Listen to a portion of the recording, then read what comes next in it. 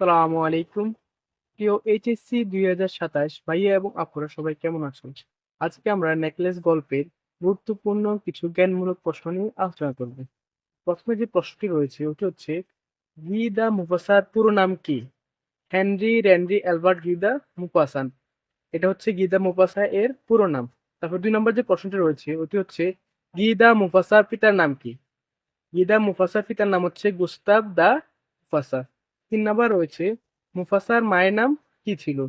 মুফাসার মায়ের নাম ছিল লরালি পয়েটিবিন। 4 নাম্বারে রয়েছে, কত সালে মুফাসা একটি নিম্ন মাধ্যমিক স্কুলে ভর্তি হন? উত্তর 1867 সালে। তারপর রয়েছে, গি দ্য মুফাসা নিম্ন মাধ্যমিক স্কুলে কোন বিখ্যাত উপন্যাসিকের সাথে পরিচয় হয়? তো উত্তর হচ্ছে গুস্তাভ দা ফ্লোয়েবারের সাথে। তো নিম্ন মাধ্যমিক স্কুলে কার সাথে পরিচয় হন? গুস্তাভ ফ্লোয়েবারের সাথে। 6 নম্বর প্রশ্নটি হলো, নেকলেস গল্পটি কত সালে ফরাসি পত্রিকায় প্রকাশিত হয়? উত্তর 1884 সালে। 7 নম্বর রয়েছে, গিদা মুফাসা কত সালে মারা যান? 1893 সালে। 8 নম্বর রয়েছে, মাদাম লয়সেলের বান্ধবীর নাম কি? Madame Forestier. 9 নম্বর রয়েছে, বাক্সটি খুলে মাদাম লয়সেল প্রথমে কি দেখেছিলেন? উত্তর কয়েকটি কঙ্কন দেখেছিলেন।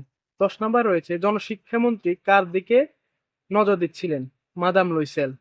11 নাম্বার, হতাশ হয়ে লয়সেল দম্পতি কোন দিকে হাঁটেন? শিন নদীর দিকে। 12 নাম্বার প্রশ্নটি হলো, কতদিন পর লয়সেল দম্পতি হারের আশা ত্যাগ করলেন? উত্তর 1 সপ্তাহ পর। 13 নাম্বার রয়েছে, হীরার হারটি বিক্রি না করার জন্য লয়সেল কাকে অনুরোধ করলেন? স্বর্ণকারকে। 14 নাম্বার রয়েছে, অতিরিক্ত আয়ের জন্য লয়সেল কি করত? ব্যবসায়ীর খাতা ঠিক করতেন অতিরিক্ত আয়ের জন্য। 15 নম্বর প্রশ্নটি হলো, মাদাম লয়সেলকে গল্পে কি নামে ডাকা হয়েছে? মাতিলদা নামে ডাকা হয়েছে। 16 নাম্বার রয়েছে, মাদাম লয়সেলের সন্ধ্যাভোজে কি মাছ থাকবে? গোলাপি রঙের রোহিত মাছ।